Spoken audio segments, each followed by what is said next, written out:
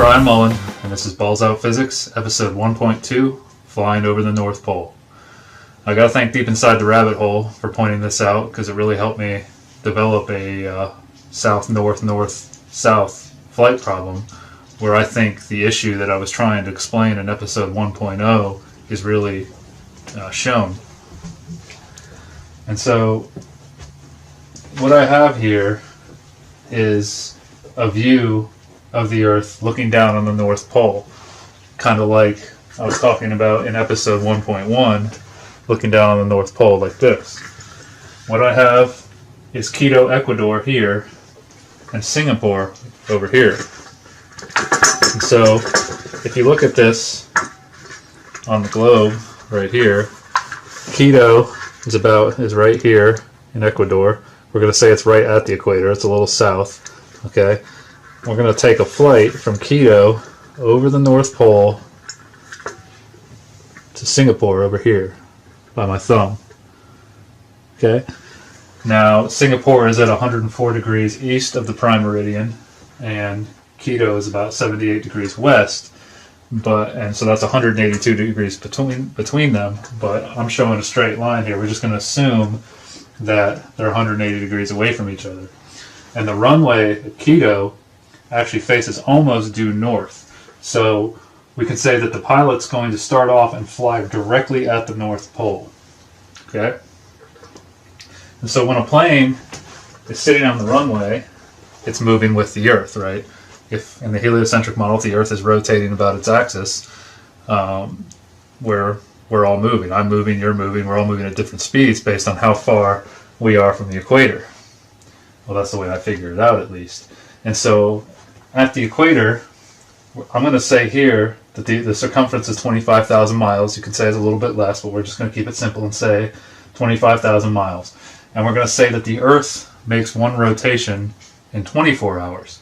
Now, you could argue that in the heliocentric model, the Earth makes one complete rotation in a sidereal day, which is 23 hours and 96 minutes, but that's a topic for another time, and it's only 4 minutes difference. And we're also going to say, to keep things simple, that the flight from Quito to Singapore takes 24 hours. And we're also going to say that that distance is 1/2 of the circumference of the sphere. We're assuming a perfect sphere here.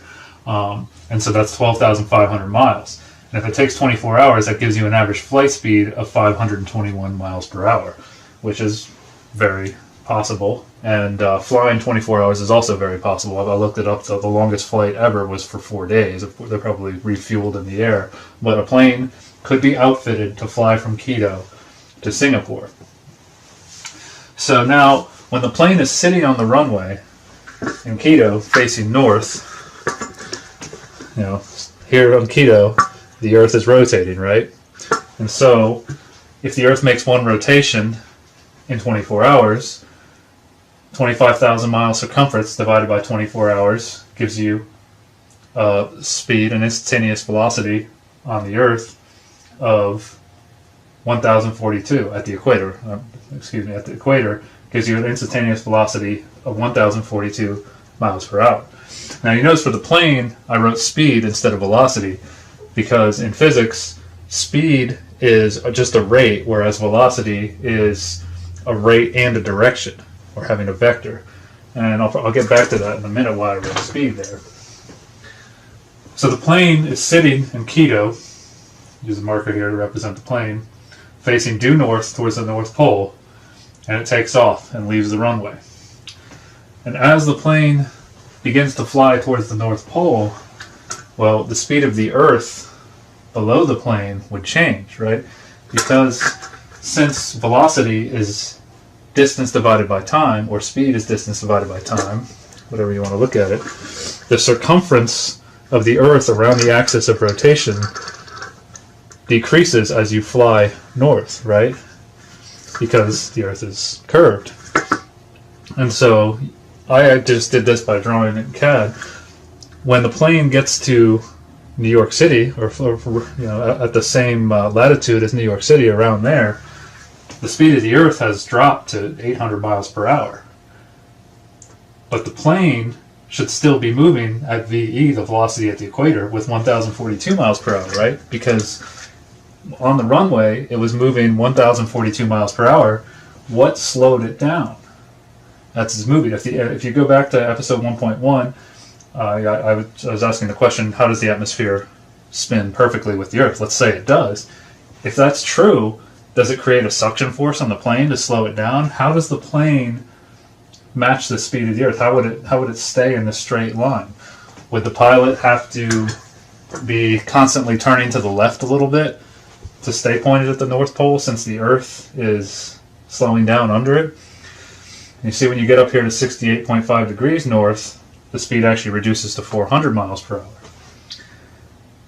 How would this work? And I mean, this just isn't in this theoretical problem here. Anytime a plane is flying south or north, this problem would exist. That's whatever speed they started out on the runway, they would still have in the air. Now, if they're flying east-west, you could argue that the atmosphere slows the plane down, or as necessary, as was the response to my first video. But in this case, the plane takes off and the Earth is slowing down below it. I think it would actually go like this, maybe, or the pilot would have to keep adjusting.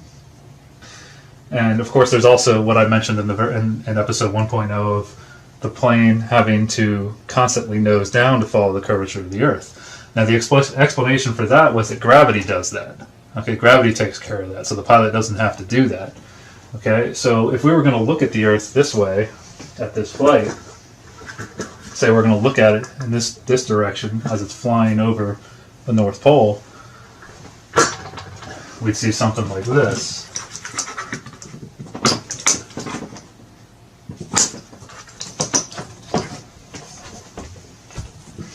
Okay, so here's the Earth, North Pole here, this is your axis of rotation, and here's the plane traveling in its path. Now, gravity is what keeps it following the curvature of the Earth, right?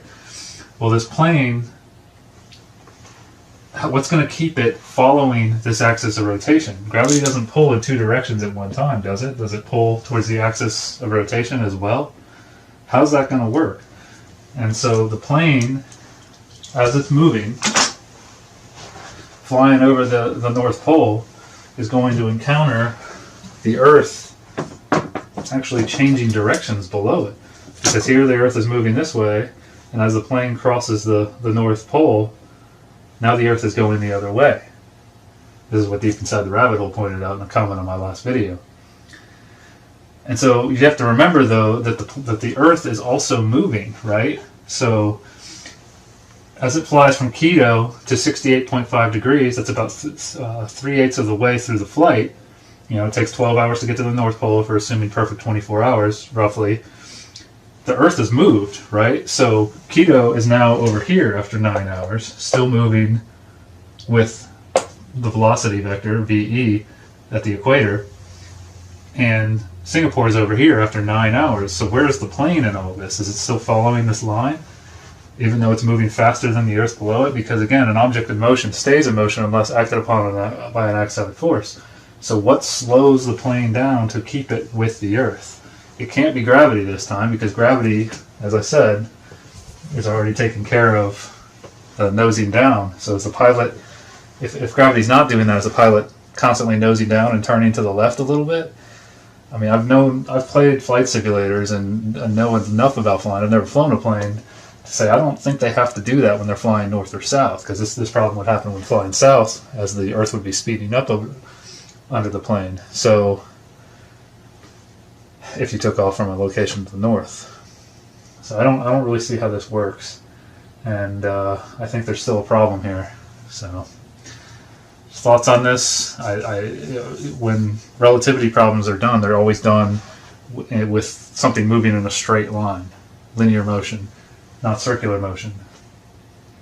To keep the plane moving around this axis of rotation, you would need a centripetal force to resist the centrifugal force that makes it want to fly off the circle, right? It makes it want to move in a straight line. When you spin around one of those merry-go-rounds in a playground, if you ever did this as a kid, we used to get a bunch of kids on it. One person would spin it as fast as they could, and everybody lets go, and they fly off in a straight line, a line that's somewhat tangent to the circular motion that you're moving in. So why wouldn't this happen here? Why wouldn't the same thing happen here without that force, without a force pulling towards that axis of rotation? So just my thoughts on this, more problems to think about. Again, why don't we do problems like this in physics to explain how this all works on an Earth that's rotating around its axis and then revolving around the sun and all that. So my thoughts, till next time, peace.